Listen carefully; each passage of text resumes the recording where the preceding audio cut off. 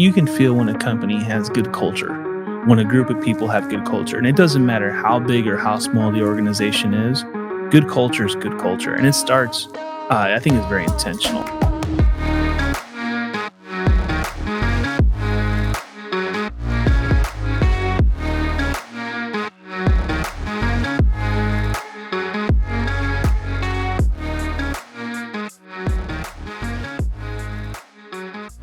Welcome to the Culture-neer podcast. I'm your host, Terry Gwaltney, and I'm excited today to welcome John Dye from the American Contractor Show to the Culture-neer podcast today. This is going to be a lot of fun. John, welcome to the show. Hey Terry, thanks for having me, man. I'm like honored that you would ask me to be on your show. This is a huge thing. Thank you so much. You're welcome. I'm super excited for our audience just to hear a little bit about your journey, get to know who John is. If you don't follow his show, The American Contractor, I really encourage you to do that as well. Committed to really bringing about change even in the entire contracting industry, which is obviously something important, to our heart and a lot of the listeners actually of the show. So talk to us a little bit about your journey and just how you even got started in your field. Yeah, so American Contractor is kind of it's kind of a byproduct of my upbringing. You know, I'm a fifth generation contractor. Very much so in my blood. This is what I've done. This is what my family's all done. I wasn't as gifted as, let's say, like my dad or my grandpa or some of my uncles and the people that I work with or that I've grew up around, who are just like creative. Like they can build anything, they can do anything, they work with their hands all day, and are just so talented. That gene skipped for some reason, and I got the other side of it where I was more on the business side of it, and I really enjoyed learning how to operate and kind of work within the construction field, and learning how to do the insurance side of things and handle some of the paperwork, some of the back end work, and help make these businesses better. And that was kind of my thing. But I have so much respect for my family and for what contractors do. And long story short, we went through a long transition through step by step, learning how to help contractors in different ways as a consultant, and then working as a third party administrator for them and doing some different things support wise for contractors. And that led us into American Contractor Show kind of by accident. We launched it during COVID. I had been speaking a lot, traveling around the country, doing a lot of events, and all that got shut down. So I ended up trying to figure out what to do, and somehow we started doing a daily roofing report from my house. And it was very much so very raw, just me and a camera, and at first like a webcam kind of thing, and it just kind of helping contractors understand how to work throughout the whole like shutdowns and everything. And that we did that for 8 weeks straight, 5 days a week, until finally I got tired. I was to like 40 episodes every day with guests and everything, and I was like, okay, I gotta take a break. And so I stopped, and then my business partners were like, hey, like we were doing really well with that, and we were getting a lot of clients, and you guys didn't probably not have not realized it because you were so busy doing it. They're like, we got to start this up again. And so we relaunched it under the brand American Contractor Show. It was Memorial Day. I was out on a sailboat. I had a little sailboat at the time, and I remember looking at the flag, and I thought, let's just call it American Contractor Show, and make it all about contractors, not just roofing contractors, but everybody in the entire industry, and find ways to equip, empower, and motivate contractors to be the best that they can be. And not look at the trades as a like blue collar thing that people tend to look down upon, versus like, let's say you're an attorney or a doctor or whatever prestigious job that you may have out there, but that a career in the trades in the blue collar world is a really cool thing to do. And that's been our mission, is to help make the trades more appealing, put a spotlight on them, and help contractors make their lives better, and in turn make all the people they work with lives better. Yeah, it's amazing what kind of hole that you actually filled. I think it's funny, like almost any good business that starts, it starts out of a challenge, a problem, and then there comes this solution. And had there not been a worldwide pandemic there may have never been a American Contractor Show. That's pretty interesting if you sit back and think about that and just how many lives maybe you wouldn't have touched. It's very true. Yeah. Yeah, it kinda launched it all, and not something we expected either. We didn't expect to grow it to this level. We didn't expect to get, a couple million followers, millions of views, but it just happened, and we're thankful for it. We don't take it for granted, but it's definitely kind of outside of my comfort zone as an individual. I struggle with it a lot of times, but I'm thankful for it, and we don't take it lightly. We try to focus on helping contractors any way that we can. So that's a voice into a very very big audience. Talk to us a little bit about how you view that responsibility, because that's obviously a lot of responsibility on just integrity and what you say, what you put your name behind, stances that you take. When you get up every day, I know you're all about making the contracting industry more respectable. But there's probably even some deeper things that cause you to get up every day. Just walk us through what that looks like in John's head when he gets up in the morning. Yeah, and I think when we take it very very seriously as far as what we do and the platform that we have, and we guard it extensively. But I will say, like, obviously, like, we're going to be very candid and personal here. Like, on a personal level, my faith is really important in how we've built this. Is kind of, I mean, I went to Bible school for a little bit. My dad was a minister for a long time. I was born in a construction family, but my dad sold his company in 2000 and went into ministry full time for a while. And so I was kind of like, my formative years were between, he was a like salesperson. That's how we got into roofing. Was he sold his construction company, his commercial general contracting company, moved to Indianapolis, went to Bible school, and got into ministry. But at the same time, he was still selling roofs on the side, which, very well. Like, this is the story of a lot of salespeople. They take that job because it's a good opportunity to set your own hours and be your own boss, yet still have time to do what you want to do. And that's what he was doing. So, but anyways, that kind of shifted my mindset into how the ministry side of life, and we view American Contractor Show as an extension of that. Um, i don't I don't believe in, like, the whole work life, business life, personal life, like, all being these compartmentalized pieces of, your existence. Like, my wife works with me at American Contractor Show. Like, from the beginning of our relationship, it was very much so, like, if we're gonna be together, like, we're doing everything together, whether it be work, family, it's life. Life is life. And I like to keep it that way, to where everything is just one giant mesh, where it's all interconnected and your reflection is real as to who you are. And that's what American Contractor Show is. So for us to, like, when we get up in the morning, we come into work, like, our mission is to make people's lives better. And whether it be them, we get 20 seconds of their time when they're scrolling through, or whatever platform that they happen to watch one of our videos on, we hope that in some way, shape, or form, it helped make their day better. It maintained a positive thing in their life, whether it be educational or whatever. We try to stay away from drama. We try to stay away from things that are polarizing. And it's on purpose, because we don't see any benefit to that. While, yeah, we can go in there and post something scandalous, I guess, whatever, in the construction industry. If you don't realize this, contractors like drama. We could do that and get a lot of cheap views, but at the end of the day, like, what is that really, like, edifying? Like, who is that really helping? Like, what is that really helping as far as the industry goes? And so we focus on, the positive. We want to build, we want to help people become better. And it's part of, we want to be that reflection of who we are. And our mission has to remain the same day in and day out. And so we've been fortunate to have a really good team with us. It's honestly all family.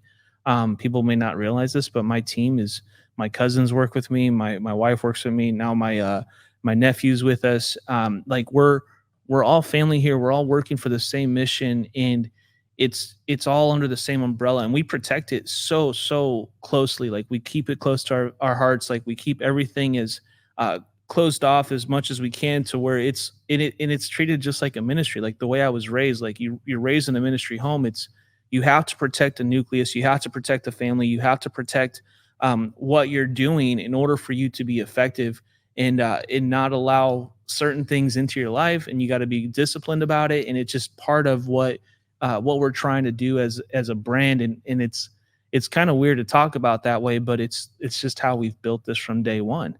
And so that's been a big part of it, and I love it, and I'm proud of it, but it's also a big, it's a difficult thing that we do to juggle that all together, but at the same time it's the most fulfilling thing we've ever done in our lives, for sure. Mm. Yeah, I think that could be said of just almost any business and any really fully bought in entrepreneur. 'Cause you're really talking about nurturing and cultivating. You've built something that is important, and just like culture, which is obviously what this show is all about, you have to constantly guard it. Culture is a result of either what you create or what you allow, and so it's a daily basis with daily decisions to make sure that you're maintaining those things that are the lifeblood of your organization and what's most important to you. I love what you were saying though about there's not a separation between my personal and my professional. We take that approach in our organization from just how we feel like we have a responsibility to lead our people. There's not really a work-life balance is really more a work-life integration, and we take a holistic approach in how we're managing our team. And what I mean by that is holistic, not in a spiritual term like that sounds like, but the entire person. So if someone is having a challenge in their marriage, it's really hard to take that hat off when they leave home after they fought with their wife all night and been up all night, and then come to work and act like everything's okay and be totally engaged, totally bought in, totally focused. And so I think for business owners, they have to understand, those people on our teams, are more than a number. They really are part of our work family. And we also need to look at that, I think, from the standpoint of, I think too many owners look at anything that has to do with a cost for an employee is an expense, when the mind shift, I think, needs to change to know it's an investment. It's an investment in your family. So if I invest in, guys that work for me in their marriage, then the benefit of that is long term. Maybe they'll have a healthy marriage. They're definitely going to be more apt to. Maybe they're going to have more tools to be able to work with, when it comes to conflict resolution. And maybe they're not going to be off for months, because we know somebody that goes through a divorce, I can hire somebody and it's not the same person 6 months before the divorce or 6 months after. They're just not as emotionally engaged. And I think when it comes to culture, I think it's so important for business owners to really kind of take that holistic approach, which is exactly what you're talking about, because you really can't separate the two. No, you can't. And for me, like, that decision came early on. Like, I don't talk a lot about we're talking personal here. And but from a man, this is personal. So, like, for me, it was very intentional, and it came from some lessons I learned in life. And I really like going back, like when I was a youth pastor for 4 years. During that time, I was married to someone who not my current wife, my first wife, and we were married for 5 years, and we had a very much so like work and life separation. She was a corporate girl, I was not. I've always been an entrepreneur, kind of hustler. Like, I worked hard, but I was raised in a contractor's home. Like, we're out there doing our thing, and we're creating things, and we're entrepreneurial. She was a corporate girl, and not that that was a bad thing or a good thing, but at the end of the day, like, that led to a lot of issues within the marriage. And even as youth pastors in full in ministry, and watching how like our marriage worked, and the dynamics of it. We actually split up, and then she was unfortunately, she was killed in a car accident. But moving on from that, like, learning all those lessons throughout that experience led me to when I got with Priscilla, my wife now. Like, it was very intentional that, hey, we're not going to do it that way. Like, it's going to be like, we're a team, we're doing this together. And what I really researched, and what I really like was trying to figure out was, number one, I studied like history a little bit, and looked into like how businesses were built when America was founded, like when people like came and discovered the country, and built this nation. We built such a strong nation as a people, and I wanted to know really what that was. And there were some things they did wrong. Obviously, there were things that had to be resolved, but there were things that we did really well as a people. And I think some of the things that we did was, when you were, if you look back 100 years ago, before the Industrial Revolution, before things became what they are today, if you were a shoemaker, your whole family, like, you guys were all shoemakers and you worked together. If you were, you worked in whatever industry, you were a farmer, you had your family, you guys all farmed together. You were a blacksmith, which is what my family were, like, up the line, like, there was a lot of blacksmiths in there. They all worked together as blacksmiths. And so, like, I said, man, there was something powerful about that. And I think that, looking into why marriages don't work today, why families are the way they are, why the family structure is so strained, I feel like a lot of it has to do with the way that we're programmed today, in that we have all these compartmentalized separate lives that we're living all simultaneously, and none of it's really together. Like, you hear the term, like, work wife or work husband now. So it's thrown around so much in society, especially amongst this next generation. Like, this is like a normal thing, and, like, to me, that's a really weird term to use for people, and to see, like, hey, like, that's their mindset of where they are, is that they've got these different separate things. And then we see why divorces are so high, why marriages fail, why families can't stay together. And then at the end of the day, all of that causes so much chaos within society, that it's like, how do you move forward from that, and how do you keep things moving? And so for me, it was like, hey, when we got together, it was like, this is our life, this is what we do, this is how we operate. And at the time, I was running a roofing company, and she actually came on and she helped me run the roofing company before we got married. Even she that was kind of how we got together, long story short. But it was very much so, like, this is what we do. And then we built homes together. We ran, we did the supplementing stuff together. When I was at Balance Claims, even though had 5 different business partners at that business, and we had 42 W-2 employees, my wife was one of those W-2 employees from day one. It was part of the package. Like, when they bought my brand and we merged together, I said, cool, we're a package deal though. Like, you hire me, you're hiring her too. And then we actually hired my cousin, and then we hired my other cousin. Like, it was like we all came as a package together into the deal. Now, she worked part time; she wasn't with me all the time, but at the same time, she was an employee of the company. Like, she knew what was going on. She was in the teams. She was in different meetings. She was on the Zoom calls whenever it happened. It was very intentional from day one, and I think that that's one of those things that in culture, it's getting lost in. I agree with you. Like, I appreciate that you're doing that with your business, and I've seen it. I've been to your guys' events. I've seen what you guys are doing, and it's the entire team together, and you guys are all working together, and the families are all there, and it's a part of it. And every successful roofing company that I've seen does it the exact same way. They all have, the same culture, in that they're all sold out to the vision, and they all are bought in.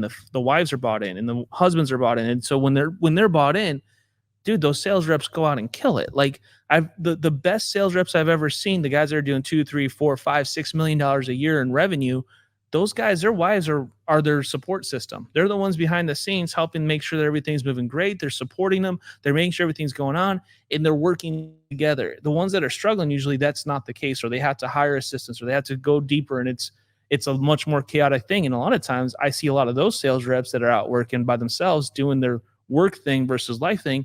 That's when you see them on Facebook, that they're getting divorced, that they're going a different direction, that they've lost their business, that they're having to pay all this stuff, all this child support, they're strained relationships with their kids, all these things, because it's like nothing is mixed together. And I think it's healthy. I think it's healthy for kids too to be involved. Kids should be in the business too. My nephew, we're kind of adopting him, but it's kind of he's pretty old now. He's 15. But we're guardians of him. We have full-time custody of him. And he's in the office every day. He's homeschooled, comes into the office every day, does his schoolwork. He's over here, he's cleaning the shop. He does different tasks here. He actually goes to another job too. I want him to learn some other skills besides just working for us. But at the same time, I know that there's going to come a day where he's going to come work here, or he's going to work with us in some way, shape, or form. And I want him to cultivate that same culture into his life, that it's okay. Like, we're all going to work together. And some of the families I know too are the same way. Some of the big, most well-known families I've been around, and I've been fortunate to be around successful people that are they all work together, and it's these family-run businesses, and it's what kind of led us down this road. I was like, that's the life I want to emulate. want to emulate a life to where we work together, we win together, we lose together, we are together no matter what. And it's created this cool thing that, I mean, I wish I could take credit for it, but it was really just, I feel like, the way that life was intended to be from day one, and it's the way God intended it to be, and we've just strayed away from that, and we've lost some of the that magic and that beautifulness of our culture and as humans, like, we've just kind of given up on that and lost that connection, if that makes sense. Mm. That's good. You said a lot there. You piqued my interest, though. How did you meet your spouse?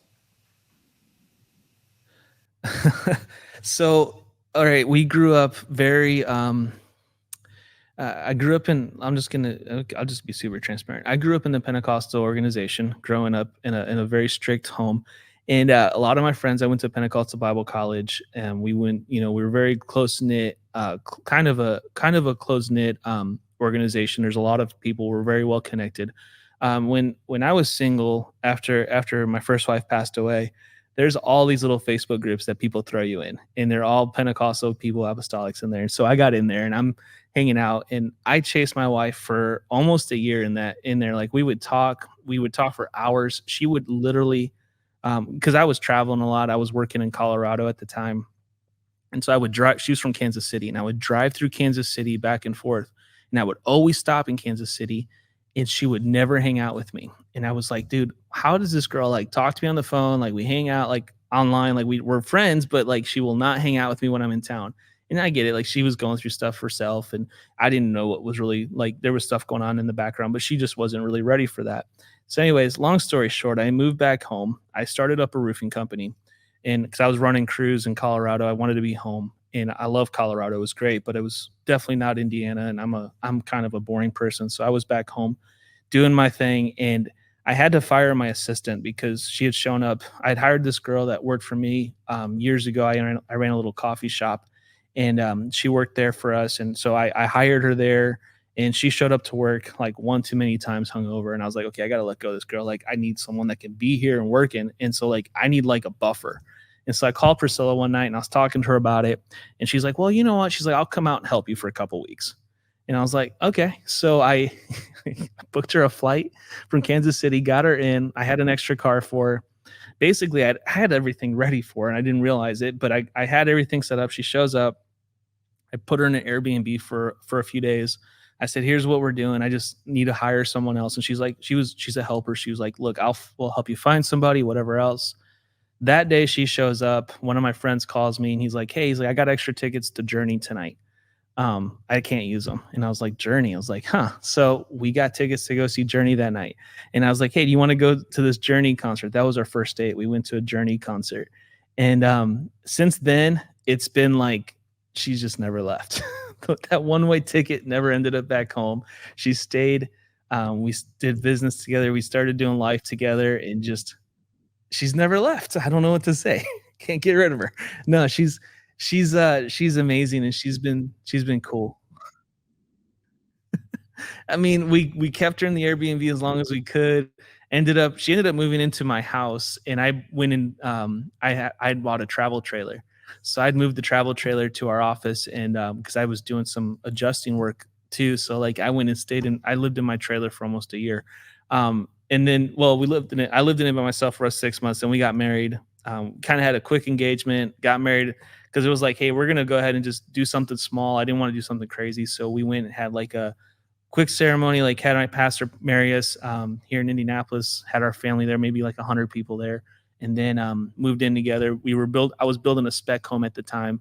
We ended up moving into that, and then sold the spec home right after we moved into it, and moved back into my travel trailer at the time with our dogs, and just that was the beginning of our marriage. So about I'd say the first 6 to 8 months we lived in a travel trailer together, which, if you've never done that before, that's a good way to get to know your spouse pretty well. um, but it was fun, and she's been here ever since. She hasn't left. So I must have done something right at some point. That's awesome. That's awesome. What's the greatest lesson? You talk about family a lot in our discussion here, a lot of heritage there. What's the greatest lesson you think your parents ever taught you?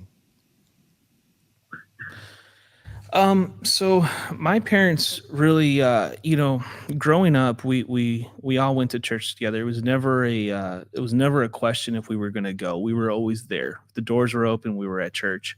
We worked. My dad was a kind of like an assistant. He was on ministry at the church growing up, and if there was ever anything that had to be done there, it was getting done. And my dad ran a very successful business growing up, and he owned some real estate, had some apartments, and he taught me to give. And anytime that there was a project that had to be done, we bought a church building, we would do this, we would have a building fund, whatever. The first person to ever like set the tone for the rest of the church to set the example was my dad growing up. And it was something that I've never forgotten, and I feel like learning how to give unconditionally, even if it hurts, like you learn that there's so much reward in that, not just personally like feel good reward, but reward that's like just it's not something that you could put up that you can really understand until you've done it. And that was the biggest thing that I learned from my dad was how to give and how to work hard and how to learn that even if you have other stuff that's going on, you have to sometimes pause and just put your focus on the things that really matter in life and learn how to set priorities. And for him, it was God was always first. It was always we learn how to tithe, we learn how to give, we learn how to work at the church. Any work day that was going on, we were there. We were a part of everything. And I've held on to that my whole life. And even to this day, we're on staff at our church right now. We do all of the social media for them.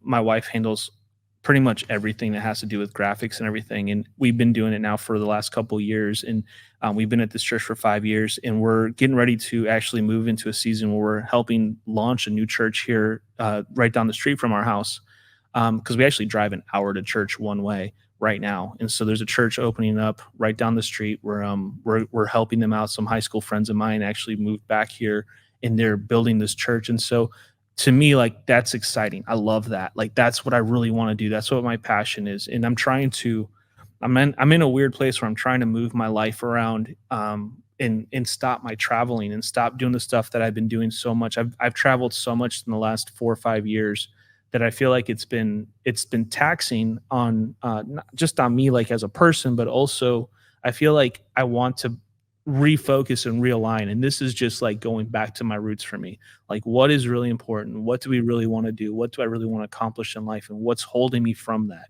If travel is what's holding me from that, then I've got to figure out a way to do less of that and focus on how do we do more here? How do we reach more people from where we're at? And we're in such a cool time in life that we can do that. But that all comes back to, my childhood. Like, that's what we revolved around. My parents unfortunately got divorced about 4 years ago, and my dad he's working in down south, but my mom still lives close by. We take care of her, and you know this is still like she's in church every every chance she gets. I see her more at church than I see her any other time. Like, if we have something special, she's always with us. Like, she's coming up. Trey's getting baptized here in a couple weeks. She's coming up for that baptismal.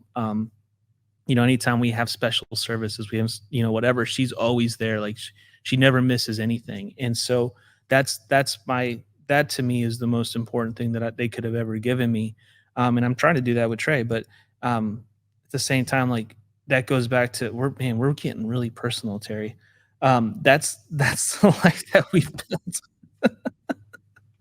I don't I don't talk much about this when we're talking to contractors though. And it's not on purpose, it's just part of it. Yeah. So Well, hopefully, tell us hopefully. about your definition of culture. When we talk about that word, because it means so many different things to so many different people. What does that mean to you? What's the definition? What's the John Dye version? You can feel culture, Terry. Like, if you can feel when a company has good culture, when a group of people have good culture. And it doesn't matter how big or how small the organization is, good culture is good culture. And it starts I think it's very intentional. I was talking to a friend actually a couple days ago or yesterday. I was talking to another roofer here in town, and he was telling me about how he had an issue with his truck going through a car wash, right? And so I'm a big car wash guy. I love car washes, and it was funny because I literally told him, like, "Dude, this is, like, the perfect business lesson on what to happen." So his truck was going through the car wash, and there's, like, 2 major car washes in Indianapolis. There's, like, Crew Car Wash, I don't know if I should name them, but whatever, there's Crew, then there's Prime. Um, I knew he was at Prime because he drives a Raptor, and Prime is the only one that'll fit Raptors. Crew doesn't allow it, but there's tons of Crews everywhere. The most convenient one, but they're different. They're very different. So he's going through the car wash. He's at Prime, and the car in front of him, like the lady didn't have the key fob in her pocket, and so the car shut off and literally in the dryers.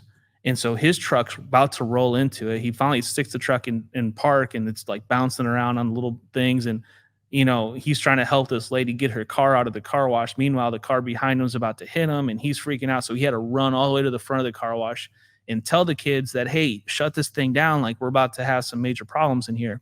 And they finally shut it down. But he's like, man, they just weren't paying attention. They weren't really there. Like, they were in their own world. They didn't really seem to care. And I was like, well, that's the culture there. And while I actually think that that car wash has better quality car washing because they dry your car and do some different stuff. It's a little bit nicer. I actually prefer Crew because Crew people actually care. Like, if you go to a Crew car wash, they're on top of it. Those kids know what's going on. They're watching those car washes like crazy. They're not necessarily the best quality. I think it's good quality, but it's not as good as Prime. But at the same time, though, I actually feel better at Crew and safer than I do at Prime because I feel like they're just going to care more. If something happened to my truck at Crew Car Wash, they're going to take care of my truck versus at Prime. I feel like I'm going to have to fight with them a little bit to get them to take care of an issue. That's culture to me. While at the end of the day, you feel that when you show up somewhere, you show up at Chick-fil-A, you know that that culture is what it is. And you got to think of company the size of Chick-fil-A, yet every Chick-fil-A feels exactly the same and the people act exactly the same and they have the same values and the same things. And people think, oh, well, it's not possible for our business to look this way or to act this way because people are so different. And I'm like, that's garbage. That's all about how your business is run and how you're doing things. Culture is felt and customers can feel good culture versus bad culture. And it's not that, one is better than the other or that the cultures are different. It's just the reality. Like, humans are humans. We all have the same needs and the same desires, and we all want to feel good about what we're doing. If a place can make you feel good and feel like they're connected and they're bought in and they love the brand so much that they're willing to commit their that part of their life to that company and to go that far in the direction of selling themselves out to that culture, something's being done right there. And you could tell it in any business anywhere you are how that culture is and how that business is run based on how it makes the customers feel. And if the customers can get sold out and they can be a part because they want to be a part. It's so good culture is addictive. If people are attracted to good culture and they want to be a part of it. Um, you know, you're a I'm sure you're a Cardinals fan, Terry. I know where you're from. Okay. Um, I'm a Cubs fan. Okay. My wife is from Kansas City, but she went to school in St. Louis, so she's a big time Cardinals fan. So it causes some interesting conversations in our home. But at the end of the day, like, what's funny was I was researching last night the most hated baseball teams because I'm a big baseball guy. I love baseball, and it was funny because I was on this forum and I'm reading about these hated baseball teams. Someone said something really funny. They said, "I hate the Cubs because they're just I'm a Cardinals fan. I hate the Cubs. Like, I feel it." But my wife said the same thing to me before too. She said, "I love going to Cubs games though because I love Cubs fans." You guys love your team so much and you guys are willing to put up with all the trash even though they suck sometimes. We're never going to stop loving the Cubs because it's just the way it is and all the fans feel the same way. There's something special about that culture and about the way that that team has evolved in the way that those fans are and they're still like we're the lovable losers. We don't care. We're cool with it. We're cool with the good season, the bad season. It's still going to be fun. But at the end of the day, it's just part of the culture that this team has developed. And what a freaking cool thing to do if you're the owner of the Cubs, because it doesn't matter if we win or lose, we're still gonna love the team. That's a win-win for them at the end of the day. They can't do wrong, even though they can, and we've seen it before. But and now we're getting spoiled. But that's a whole other conversation. But that's culture. That's what they've built. That's what the team has built. The people are sold out to it. They love it. They feel it. They want to be a part of it. It's just part of it's human nature. It's attractive. If you have bad culture and you're hating on everybody and you're negative all the time and you're just beating up people and you're doing things for the wrong reasons, and it's not about the people and it's about the money, and it's about how do you, you know, do all these things so that your business P&Ls look right.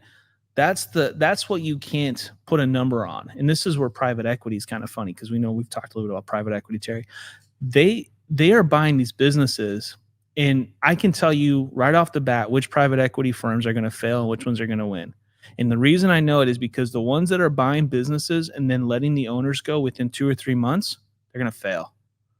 Because those companies, the reason why they've grown and the reason why those companies are attractive to buy is because they probably have a good culture and they have good owners that love their people. And if the owner just wants to cash out and leave, and that's all you're buying as a private equity firm, and those people that aren't, that they're not buying into the main vision of the group, and they're not wanting to be a part of it, and they just want to cash out and bounce, those are going to fail.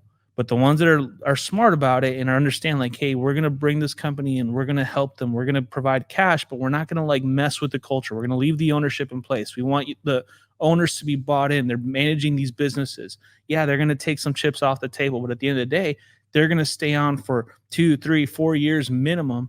Those are the ones that are going to survive, and they're going to succeed, and they're going to stick together, and they're going to move into the next level of private equity. But the other ones, I feel like, are going to go the opposite direction. And it's going to be funny to see it, but we've already started to see this happening. It's going to be funny to see how it actually plays out in the next 4 or 5 years as this keeps going down the road. Just a whole nother conversation. You said a lot there. I think one of the things that you mentioned a while ago is, the customer experience will never be greater than the employee experience. So if you rewind our whole conversation, we're kind of back to that. Good culture is a result of feeling like you're valued, feeling like you're cared for. I mean, those are the byproducts of that. Is if I feel like if I'm working for you, that I'm working with you, that I'm a part of your team, I'm not just an employee, you treat me like family, then I don't need to be micromanaged to give my best. I'm giving 120% because I'm bought into the mission. You've given me a mission worth following and a vision, and I can see that, and I want to take that hill with you. And you're right. I mean, that's hard to measure. I was the last interview that we did, we were having a conversation, and I made a comment. I had written a book that talked a whole lot about our it's all about for a homeowner on how to interview for a contractor. And of course, a lot of the things that we were talking about, and there are things that we apply. Somebody said, aren't you afraid of turning loose, all your secrets and your competition reading that? And I said, well, really, no. I said, because the secret sauce of all this is the culture. And I said, I'm just not worried. One thing that people can't steal is your culture. That's why I think it's such the competitive advantage. But I said, the other thing is, it takes a lot of work. Most people aren't willing to put that much work in. And this gentleman who came from a hospitality background, had owned, high-end restaurants, he said, you're exactly right. He said, that's why the best chefs don't care to have their recipes all over the internet, because they realize just because you have the recipe, you can't produce the same experience. Knock yourself out and try. And it's so true. And I think that's what is missed, I think, if we don't pay attention to culture and we see it just as icing on the cake. I see it a lot of times when guys are starting their company, they're on the upward trajectory of growth. And it's like somehow they've, I think that's for when I achieve a certain plateau, when I'm really trying to tweak my business. But the reality is it's foundational, for everything that we're doing, as we're moving forward. So tell me why you think culture is so crucial for the organizational success. It's the catalyst for the organization. It's what sets the tone. If you could, we've talked about different ways, that people get bought into businesses, and salespeople, especially, like, that's anybody, any person within that organization has to feel like there's a reason for them to exist. People want purpose, and culture is what should answer the purpose for their lives. If they don't, if the culture is not aligned with them, and they don't feel like they're like, the only reason they're there is to maybe support their family or to like bring in money every day, that's not someone that's going to stick around in that business for long, because all it's going to take is someone to offer them more money. Then they're going to go somewhere else where there's more money. Some people will turn down money when the culture is good. When the culture is real and they care, and the business cares about you as an individual, and is willing to invest in you and make you better and help you succeed, you may start out as a grunt like all day long. Like you start out where you bring value, you get paid for that value. Whatever that value is, that's what you should get paid, right? But as you grow in value and the company invests in you and makes you better, then obviously it gives you more opportunities to grow and to advance and to move into another level. And it's part of the culture of the business. And I think that's where the responsibility, I think a lot of times for business owners becomes so difficult, because if you have a good culture, you got to have places to move people to. You got to have places to give people more opportunity to keep growing. Otherwise, what are they? They're going to get stuck at some point. If the culture, even the culture is great, you're going to have another problem where your culture is so good that your people will get stuck unless you're willing to grow and give them more opportunities to continue to grow. And that's the hardest part of having a good culture, is that you've got to keep growing in order to keep cultivating these people, because you're growing people, you're growing them, you're making them better, versus a bad culture that is just like, hey, this is your job, this is what you do, this is what you're always going to do, and this is what we need you to do because you're just a cog in the wheel for us. Like we got to keep this thing moving, and this is your job, this is your responsibility. And then they forget about that person and they never talk to them again. And that person is just expected to show up, do their time, and leave. That's not that's a company that I guarantee you has a lot of turnover. And they don't have to grow that much because it's not going to matter. Those people are going to be gone anyways, right? But if you're a company that has good culture, you've got to be ready for the growth, and you got to figure out, how do I grow to the next level? What do we have to do? How do we provide more opportunity? Because the people are growing and they're going to keep growing. And at some point, you better hope that they don't outgrow you. But at the same time, that's okay too. Like how many people have left a business and started their own because they've learned so much and they've become so good at what they've done. And maybe they've outgrown the company because the culture, while it may be good, that's the plateau for them. That's the limit that they've got. So that's, I think, the biggest challenge though. So it's an interesting culture is so important, man. And you feel it from day one. It's everything. It's growth. It's everything. It's investment. It's how that business puts itself off. And you could have good marketing and bad culture and just fail completely. But the culture, like you said, is the foundation to the entire business. It's going to set the tone for what happens in every interaction, and if people actually care or they don't care, if they're empowered or they want to help their customer because they love their company, that's all going to be part of that. It's all going to be reflected as part of the culture. Yeah, I think it's pretty insightful what you were saying too, because anything that's healthy is going to grow. And so if you want it to remain healthy, you're going to have to continue to grow. I remember being in a meeting and we were talking about, what does the next decade look like? Well, it looks like this, and on our strategic planning, it wasn't for us. It wasn't so much about, well, if we could do another 10 million here, another 20 million, or whatever the number you would throw out. It was like, listen, if we have to have an opportunity to open another market and another office, then it's going to take this many people.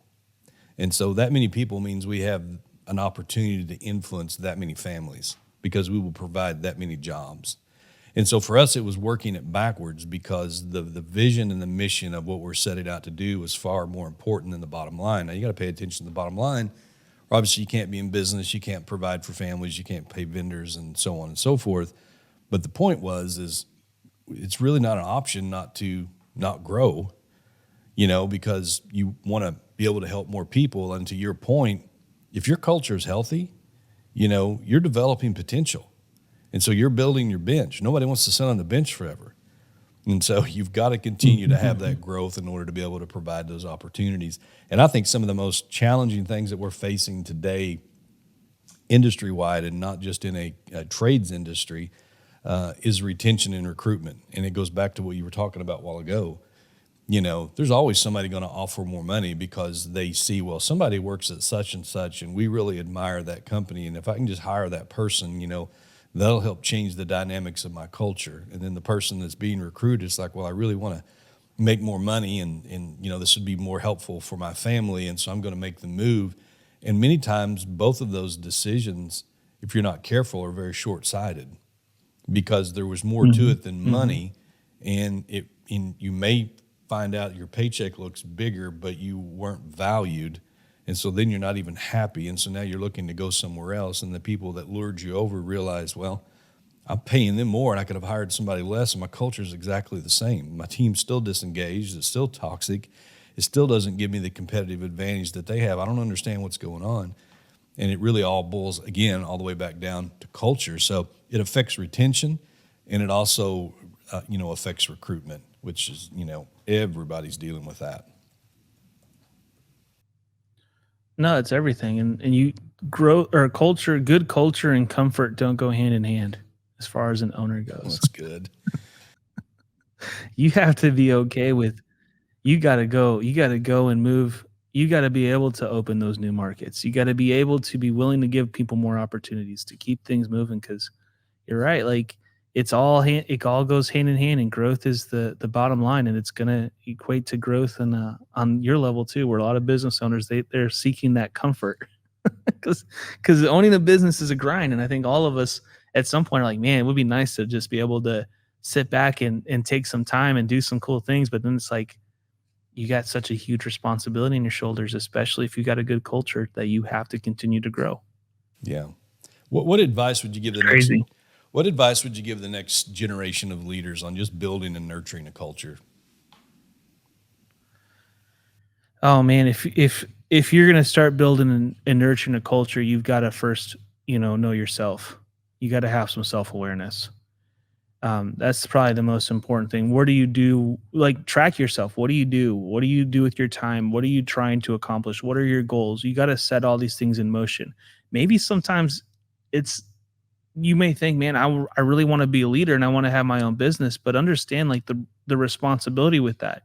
I know a lot of business owners that run these businesses that would probably have a much better life and be much happier being a salesperson for another company that has good culture, but they start their own thing thinking they're going to buy their own way into, have their own time, have freedom, all these things, and that's not always the best thing. And you may not, and having a bad culture is just important to realize than having a good culture.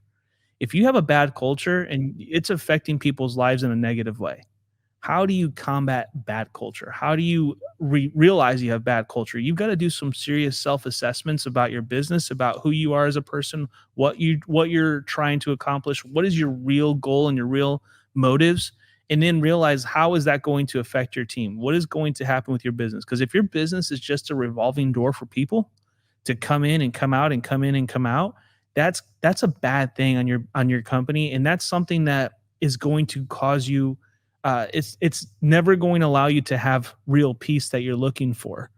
And I think that ultimately having good culture leads up to having a much more, fulfilling life and a lot more important things. And you're able to focus on the things that really matter. And then it doesn't feel like work anymore. And then you realize you find more comfort in that part of the business than you do the rest of the business. And that's really where a good owner, a good culture owner needs to be. Some of the best owners that I've met probably don't spend any time in the out in the field, like actually like installing, like they go out there but they're there just to hang out with the team, hang out with the crew. They're not trying to make the day-to-day tough business decisions as much as they're trying to build a culture. They're having lunch with the team, they're hanging out with them, they're doing the things that are important, like they're smiling, they're the smiling face, they're happy to be there. And they've got a COO and they've got these people that are doing and operating the business and they're working within their calling. But a good visionary owner, that's what they should be focused on, is how do you build a culture? How do you get the people happy? How do you keep them going? How do you invest in their lives on a personal level?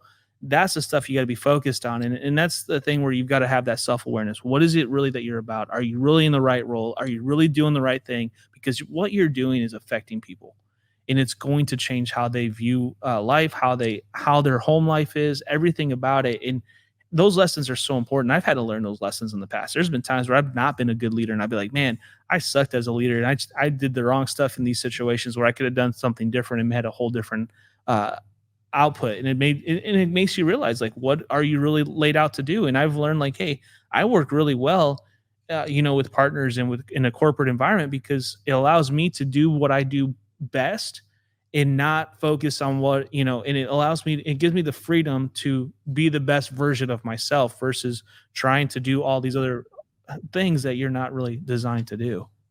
That's so good. And you hit it right on the head a while ago. And I think until you've done it, most people don't realize it. There's a book called The E Myth that if you're contemplating, working for yourself or being an entrepreneur, you really should read it because it really kind of pulls the blinds back, so to speak, and lets you peer in like, am I really an entrepreneur? Because I think we want to do that, but what so many people find out is they go in business for themselves to have the freedom, like you were saying a while ago, and they realize, man, all I've done is created myself another job. Except with this one, I have all Mhm. the liability of it. I have all the stress of it. I Yeah. have all the, and so they can't disconnect from it. And don't get me wrong, it is a great thing, but it has to be the way you're wired. And if you're going to scale it, you have to be able to do it with people around you with a great team. So, man, we've covered so much ground today. We could do a part two on this, but so at this season in your life, what are you doing to simplify your life or sharpen your focus for your vision and your goals for the future? Because I really believe that it's something as leaders we have to constantly do. We live in this busy world where we're on demand all the time, and finding a place for the power of the pause, I think, is so important, and it changes. There's a different lesson for every season we're in. What are you doing right now to simplify your life? Well, you're looking at it. This is our new studio here. So if you're listening, we've redone our entire show format. And it's not that we've really redone it, other than we've really gone back to our roots. Our goal right now is to cut back on travel. Number one, for various reasons, but biggest one is we can go talk to a room of 500, 1,000 people, whatever conference, and that's fine. Like, I'll travel for a conference and speak at an event or whatever, but we were trying to do our own events a lot of times. And it allows us to keep people going. Things are going, we're busy, but being busy is different than being productive. And also, like, what's the advantages to it? So we've cut back completely, we've stripped it out, we've said, okay, we want to focus on being more of a content creation company. We want to really focus on creating more content, helping people out. So we want to cut back on the travel, but we want to focus on our studio and putting content out. And what this really does is two things. Number one, it helps our business grow because our business needs that focus. American Contractor Show, our sponsors we've actually increased our sponsorships like dramatically since we've made that move. And then number two, it actually allows me on a personal level to really focus on the things that are important in my life, the things that I want to accomplish, the things that I want to personally do, which focus on our church and our the things that we've got going on, and help those areas of our lives really take off. That's been the biggest goal for us this summer. Like, we're gonna travel more. Like, we've planned it out. Like, I'm not gonna take a lot of long extended trips, but we're gonna sneak away. We're gonna take the RV to different places. We're gonna go to Michigan more. We're gonna go to Wisconsin. We're gonna do some different shorter trips, but more of those, and more intentional about how we're going to spend our time, how we're going to do it. And the show, building the business to fit within our life is the biggest part of it, and that's been what we've been really intentional about. That's good. What's it mean for John to be a culture-neer?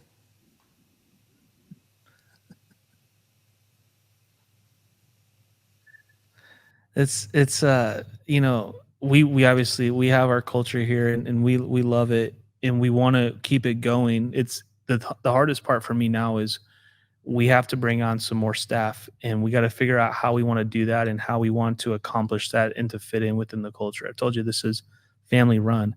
Up until now, the only people that worked at American Contractor Show has been family. And so getting away from that is going to cause, I think some things, but we're trying to figure out ways to do that and still maintain the dynamics. And it might be that we contract some work out and outsource some things that our team manages directly. But I frankly have been scared about that. Like, I don't know how I feel about bringing in outside people into our business. And it's not like a bad thing. It's just we're so comfortable and we're so used to it now. But at the same time, I also have to think about the growth. Like, how do we grow and take this to the next level? Like, how do we provide more opportunity? Like, my right hand guy is sitting out here in this room. He's important. Like, my wife's important. Trey's important. Like, we've got to figure out how do we grow.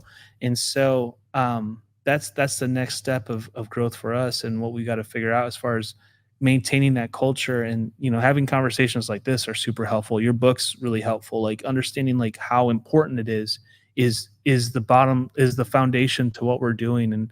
establishing that and making it the priority and doing the right things is what matters. And also, on a side note, we also this year we want to play a lot more golf. I don't know why, but this year's been the year of golf for us. So, There you go. How do you want to be remembered when your life here on earth is over? What kind of mark do you want to leave that can't be erased? man, I hope people remember me for who I am and not some version of me that's not the real one. Um, I mean, I have flaws. I'm a human. I've done stupid stuff and I've done smart stuff, and whatever. At the end of the day, like, all that comes down to is hopefully people remember that John was like at least John, even though he was stupid sometimes, he was smart other times, and he's the same person that we all saw, and that's just who he is. Now, I do tend to, this is probably the most I've opened up on a podcast before about like my personal life, but at the same time, with my friends and everyone that we're close to, like I want them to remember, like, hey, John was John all the time. And he didn't really, I may have slipped up a couple of times, maybe said something stupid or done something dumb, but at the same time, I hope that at least uh, I own it and I am who I am and I'm proud of that. And that's all there is to it. And provide that same level to other people. Authenticity, man, that's admirable and awesome at the same time. So I'm going to try to get you on the record. What are we going to have to do to get you to appear at the Man Up Adventure Camp this year?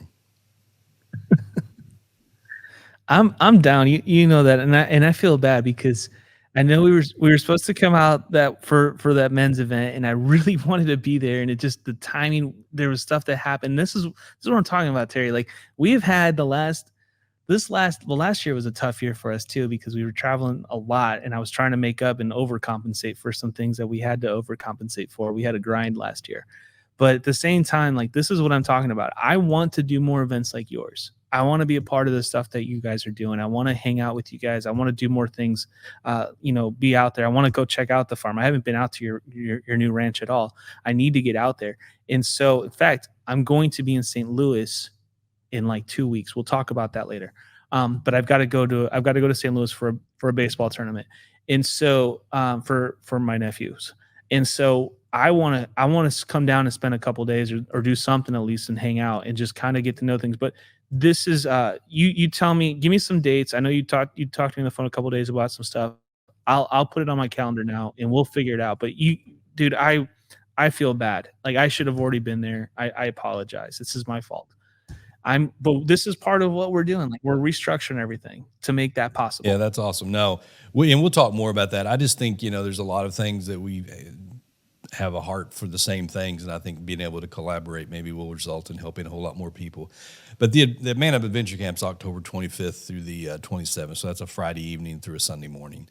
So if you want to put that one on your calendar, that one's locked in. We have a big Grub Fest meeting about all that tomorrow night, local or regionally in Illinois, where we'll be rallying some more of the adventure captains. But the event will happen in October, and hopefully you'll be able to be there. I'm not trying to give you grief, but we'd love to have you come out, and I think you'd have a great. I'm putting it in my calendar right now as you're telling me this. Well, listen, we could go on, and maybe we will do a part 2 sometimes. I really do appreciate it. You opened up and was more personal probably than anybody I've had on the show to date, and I think people appreciate that. That's kind of like the experience of the Man Up Adventure. When you have a bunch of dudes sitting around, and some of them are C-suite level, and some of them are blue collar, and it really doesn't matter. They're out in the field under the stars around a campfire, and they just start sharing stories. It's like a big mastermind broke down into groups of 10. And when guys get real, we can make real change. And I appreciate your honesty today. I think, people have empathy when they hear stories, and it brings inspiration and hope. And there's a lot of wisdom in what you had to say today. So that's where we're going to land it today. So thanks for joining us. It's been a real pleasure getting to know you just a little bit better.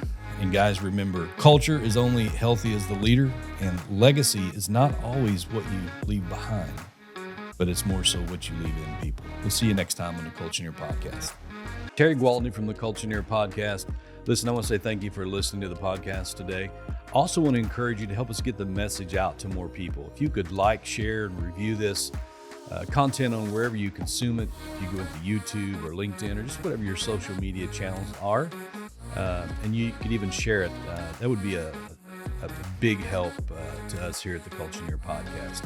Also, if you'd like some more information, you can go to www.terrygwaltney.com, where we have updates. We also have more resources. We share articles there.